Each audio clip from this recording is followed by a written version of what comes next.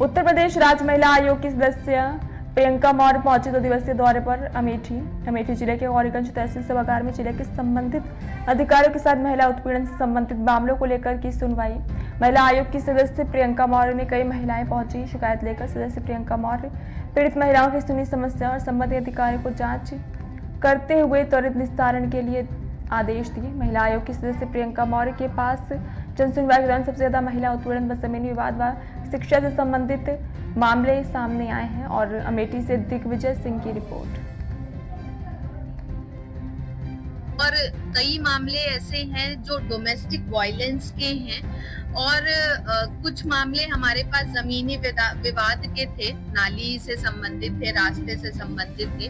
तो वो मामले हमने सुने और हमारा ये भी प्रयास रहा कि सरकार की योजनाओं का लाभ भी जो हमारे पास पीड़िताएं आ रही हैं उनको पहुंचाएं और साथ ही साथ जो उनकी पीड़ा है, जो उनकी परेशानी है, जिसकी वो गुहार हमारे पास राज्य महिला आयोग में लगा रही हैं, उस पे हम तुरंत उनको मदद करें और त्वरित न्याय भी दिलवाएं। सरकार इतनी गंभीर है, आज महिलाएं किस तरह से मामले अमेठी में आ रहे हैं, क्या लगता है आपको कहाँ कमी रह जा रही है? देखिए, बहुत बड़ी कमी तो सबसे पहले मैं ये समझूंगी कि शिक्षा का भी अभाव है।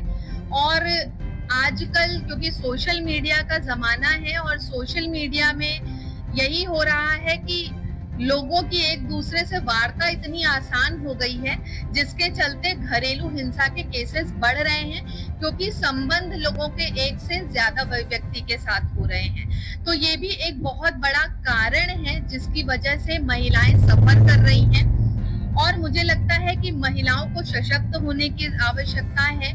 महिलाओं को अपने लक्ष्य के तरफ भी ध्यान देना आवश्यक है ताकि वो ठीक तरीके से अपने बारे में, अपने परिवार के बारे में, अपने भविष्य के बारे में सोच पाएं और घरेलू हिंसा से बाहर निकल पाएं। और बहुत बड़ा कॉज उसके पीछे सोशल मीडिया भी है। एक्स्ट्रा मैरिटल अफेयर्स को लेकर के सरकार की कोई ऐसी पॉलिसी है कि इसमें कोई सजा का प्रावधान है? देखिए, बहुत सारी ऐसी धाराएं हैं और निरंतर, क्योंकि अब इस तरीके के केसेस बहुत ज्यादा आ रहे हैं, ये भी बहुत बड़ा सत्य है। तो हम इन केसेस को भी डील कर रहे हैं और हमारा ये प्रयास है कि हम इन केसेस में भी महिलाओं को मदद पहुंचा पाएं, क्योंकि ज्यादातर केसेस में दोनों तरफ से ही इन्वॉल्वमेंट होता है तो मुश्किल हो जाता है। बट हम ये प्रयास करते हैं कि दोनों पक्ष को सुने और उसके अनुसार मीडिएशन कराते हुए लोगों का घर परिवार बचा पाएं। एटमॉस्फेयर का कहीं ना कहीं आप मानते हैं बहुत ज्यादा असर पड़ता है? बिल्कुल असर है, एटमॉस्फेयर का असर है। और हर किसी के हाथ में आजकल फेसबुक, इंस्टाग्राम है और एक दूसरे से कनेक्ट होने के बहुत सारे ऐसे माध्यम हैं। और तीसरी एक बहुत बड़ी चीज है जो शिक्षा का अभाव है। तो लोगों का जो फोकस होना चाहिए वो शिक्षा, अपने करियर की तरफ कम है और ऐसी चीजों में ज्यादा है जिनसे वो इधर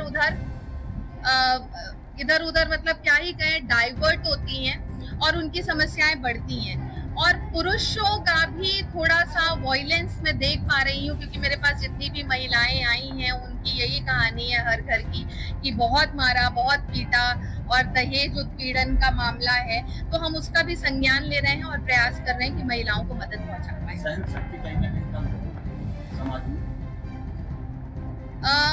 देखिए, महिलाएं तो हमेशा से संवेदनशील रहती हैं और मुझे लगता है अगर वो सशक्त खुद को बना पाएंगी तो वो उनके लिए सबसे बेहतर हथियार होगा। और कई मामले ऐसे हैं जो डोमेस्टिक वायलेंस के हैं और कुछ मामले हमारे पास जमीनी विवाद के थे, नाली से संबंधित थे, रास्ते से संबंधित थे।